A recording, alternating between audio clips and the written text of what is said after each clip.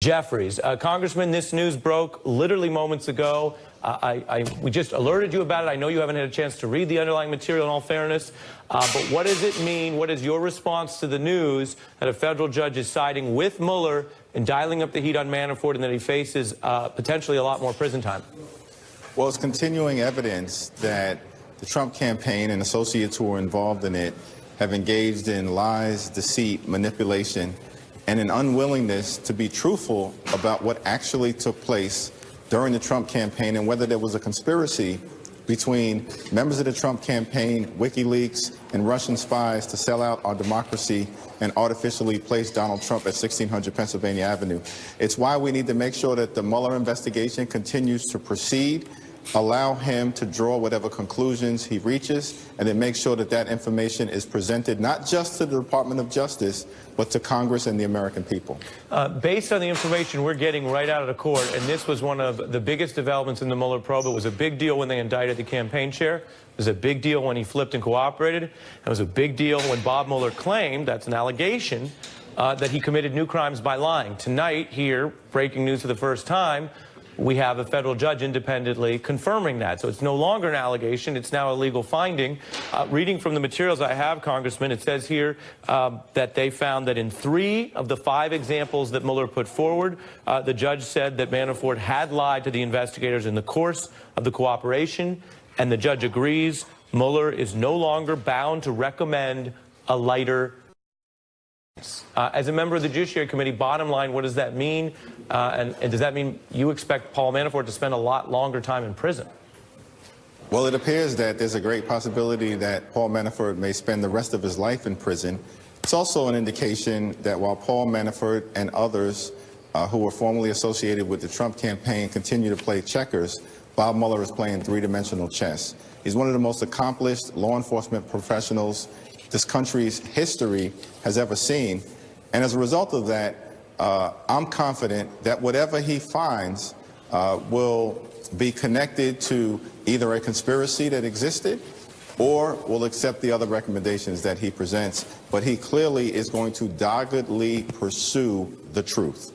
Let me read a little more, and this is one of those nights where, again, I want to be clear with everyone. You only have what we're hearing. I just have handed to me now the innards of the ruling, but I'm going to read 2 points to it again for your analysis because they are issues we've discussed previously. Now there's a judge's finding on it. Number 1, the judge finding that they did prove, Mueller's office did prove that Manafort was lying about his interactions and communications with this individual, Kalimnik, that Mueller alleges is tied to Russian intelligence. And number 2, that he was lying about, quote, another DOJ investigation. Do you have a view of either of those things? One is quite specific and Russia-related. The other is quite intentionally vague.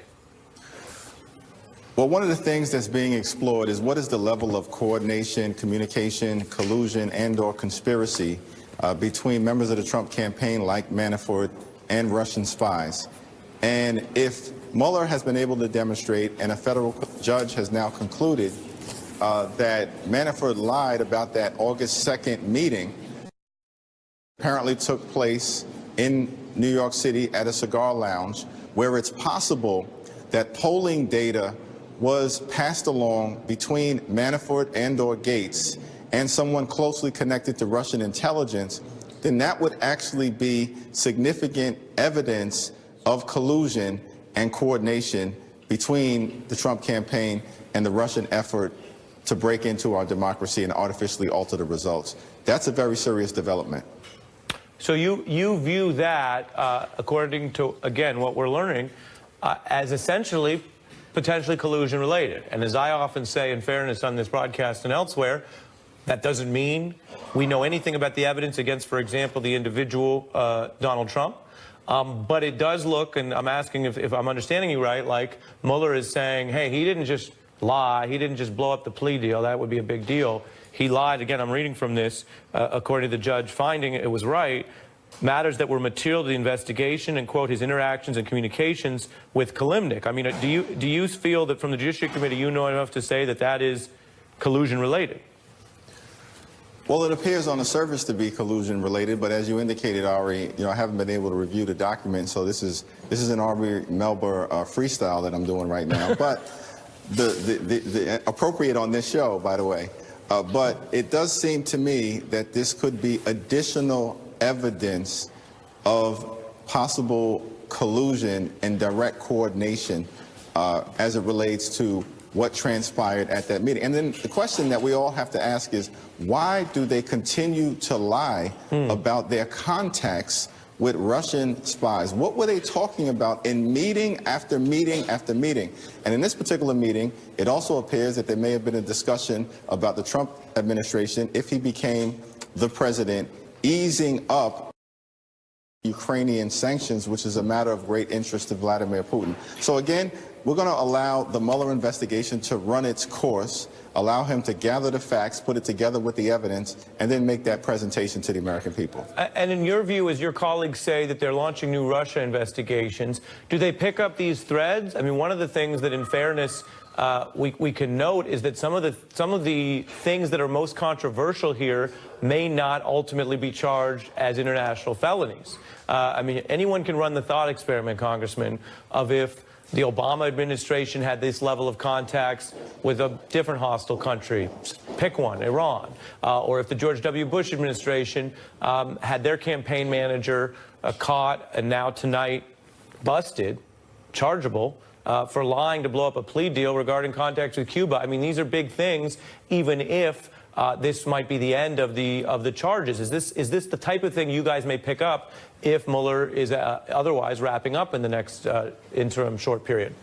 Well, here's what I would say. We're going to proceed in two ways. First, we're going to continue our relentless focus on kitchen table pocketbook issues under our For the People agenda, focused on lowering health care costs, a real infrastructure plan, and cleaning up corruption in Washington, D.C., so that we can allow everyday Americans to have a voice in our democracy. Simultaneously, we are a separate and co-equal branch of government. We have a constitutional responsibility to serve as a check and balance on an out-of-control executive branch. That's not the Hakeem Jeffries playbook. That's the James Madison playbook. And over the last 2 years, there has been zero oversight done by House Republicans. Why? Because they've conducted themselves like wholly owned subsidiaries of the Trump administration. Those days are over. We're not going to overreach. We're not going to over-investigate. We're not going to over-politicize. But we do have a constitutional responsibility to explore what the heck has taken place with the Trump administration and, prior to that, the Trump campaign.